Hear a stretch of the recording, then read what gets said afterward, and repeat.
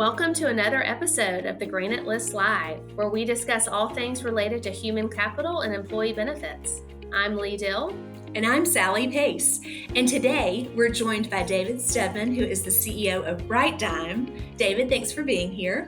Pleasure's all mine. Thank you for having me.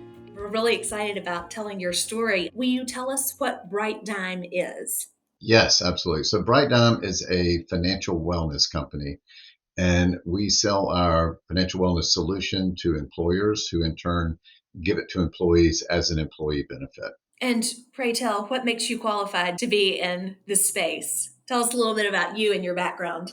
Well, honestly, I think when I first got into the space, I can't say I was absolutely qualified, but after doing it now for 9 years, I'd say I am very qualified. But before I started BrightDime, I was a Wall Street guy. I worked in New York for Goldman Sachs and London for Barclays Capital.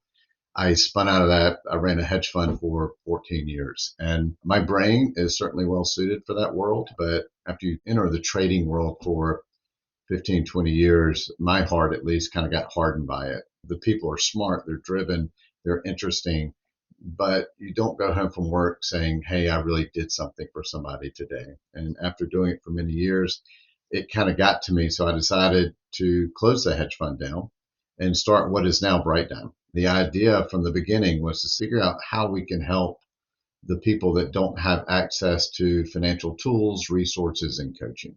Tell us a little bit more of the details of what are you providing to these employees? One of the things that kind of drove me to this was that about 80% of America is living paycheck to paycheck. It's the number one source of stress in America. 60 some odd percent can't pay a $500 emergency bill. Those were the kind of things that we are trying to solve. So the way we do it is, I think, pretty interesting because it keeps people engaged with their financial life over the long term. From a big picture, we are providing people with education. We're providing people with the tools to manage their financial life. So once we educate them, we then provide them the tools to execute whatever we educate them about.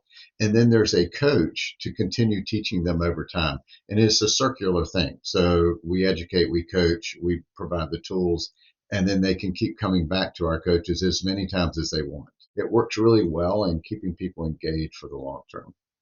And are you connecting people to people, or is the coaching kind of more automated? What does that look like? Great question. The coaching is live coaching. So we have highly qualified, trained coaches that they can chat with anytime they want. And when I say highly qualified, I do mean, from a financial standpoint. But what I think is kind of more important with our coaches and what makes them unique is that they are trained in empathy. They're trained in behavioral science. So, for example, if somebody wants to buy a house, that is a big, big goal. So we're going to break that down into 10 to 20 goals that they can achieve in order to get to the point where they can finally buy that house. We work with a lot of people that are in difficult financial situations. So having empathy is really critical with this. We're not trying to go right in there and change somebody's lives. Our coaches are there to say, hey, we're here to help you. We're going to figure out how to get through this and hopefully help you maintain the lifestyle that you've chosen. So our coaches are really different. Now, one thing about our coaching that's also, I think, different than anybody else out there is that when a coach and employee connect with each other, the employee will automatically share his or her platform with the coach. So the coach can see what their debt situation is, their expenses, their income, their whole financial picture. So the coach doesn't have to go in and ask a bunch of intrusive questions in order to give relevant, personalized advice. So what does it look like? I'm an employee and I want to enroll in your platform. What data sources are you connecting with in order to have the full user experience? What we do is we pull in every account that the user has. We can do it electronically, or the user can manually put in those accounts themselves. So we aggregate through a company called Plaid. Aggregation is nothing terribly new. And in fact, if somebody does aggregate and they don't use one of the primary companies like Plaid, I would hesitate to use them just for security reasons.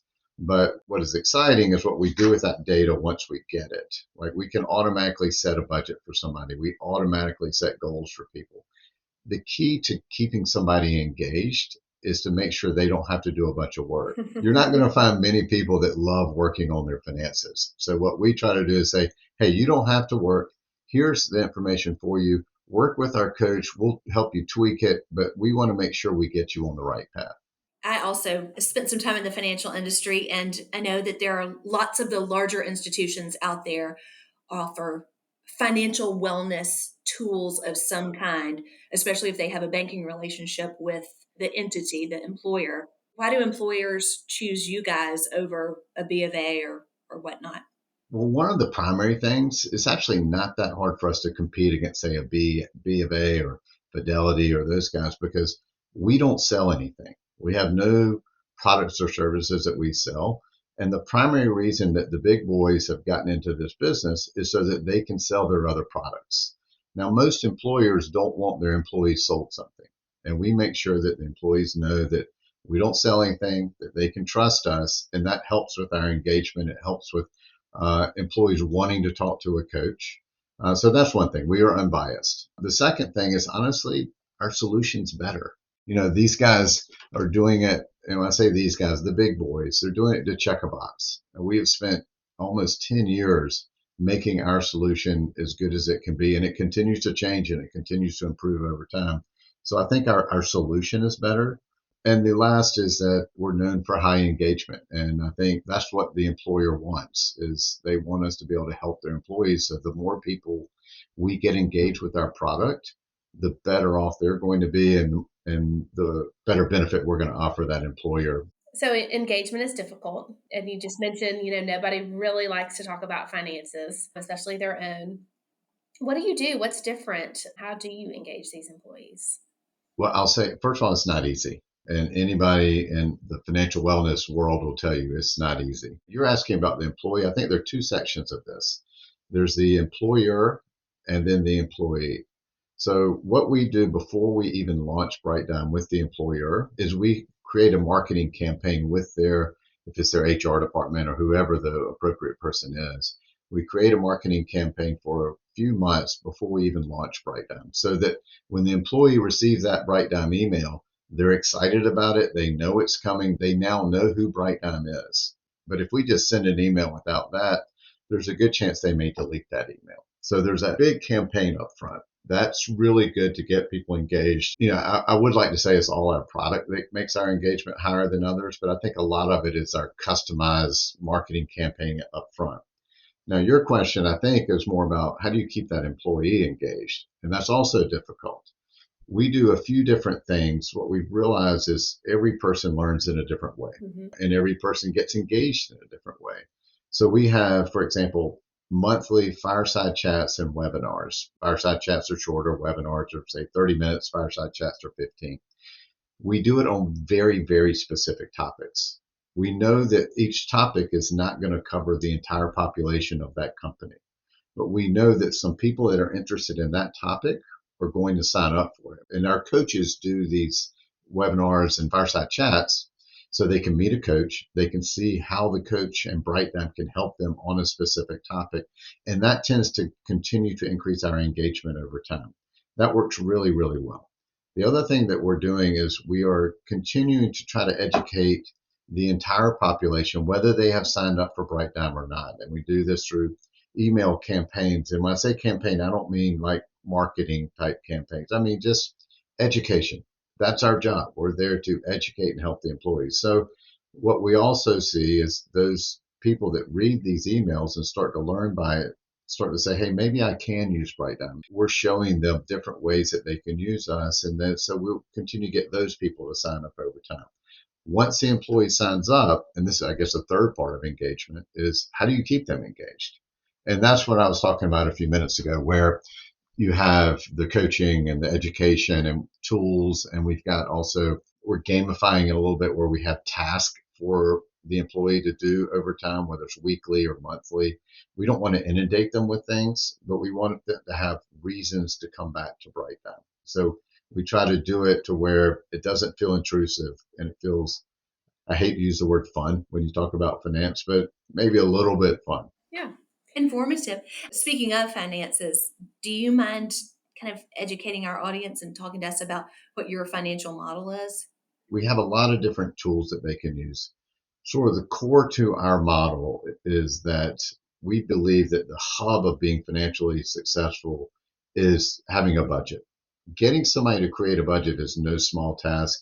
There's been a lot of press recently about Mint getting rid of its budget. We actually don't have the same problems that Mint had, but you don't go right out and say, hey, go create a budget and somebody's going to do it. So we take a two-step process, which is really different. We answer the question that most people really want to know out of the gates. They don't have to do any work, which is, how am I doing this month? We have a heat map that shows them where their spending is and whether they're spending more or less than they normally do. That's not a budget, but at least it gets them to the point of answering that question. We then use that to try to move them into creating a budget. But the cool thing about our budget, it's simple. Budgets need to be super simple. You don't want people to have to work on it every month. You want them to come in and say, yeah, I'm doing okay, or I'm not. So it is super simple. But what we also do is we can pre-populate and show the individual what they're spending in each category already, so they have a starting point. And we recommend that they just use that. And it may not be a good budget, but it can be a way to get them started. And once you get them started on that budget, it works really well. The second important part of our tools is the goals that are set. They can set their own goals, which is great. Just like the budget, we believe that goals that we need to get people started. So we have three pretty simple goals. Earn more than you make, and we show them that. Pay down credit card debt and create an emergency fund. All three very important things, all very simple. And I've had people say, why do you put earn more than you make or spend less than you earn? The reason is once people see it on a graph, they become more motivated. It's really, really interesting. The behavioral science of this is fascinating that they see it and then they want to see that green bar go up the next month at the same time. So it works really well. I know we don't have time to go into all the tools we have, but we have investing tools, we have balance sheet tools, net worth analysis, various things that people can use. A little something for everybody, but what we're really trying to do is get people in touch with their financial life, educate them, and then have a coach there for them to talk to.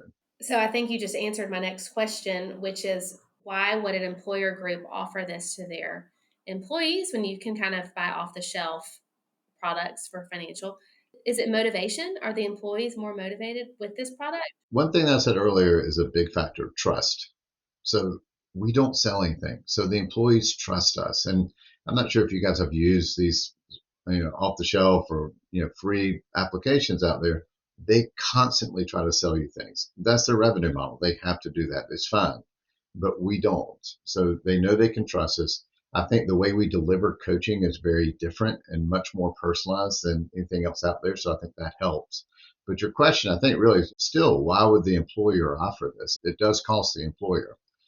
We have really figured out a way to better show them why it's a very high ROI. We can increase productivity. We can lower stress of the employees. In the end, that lower stress is going to bring down healthcare costs.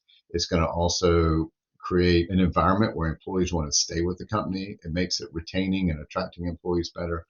All the usual things. But if an employer wants to see sort of our analysis on the ROI, we can send that to them. As we're kind of coming to the end of the show, with your crystal ball, what do you see as the future of financial wellness? Well, first of all, I see a great future. The industry is growing at about between 15 and 20% a year. That's huge these days. So that's very exciting. Just the industry generally, it's growing. The second is that I think, and I hate to say this because everybody's talking about it, but I think AI is going to play a big role.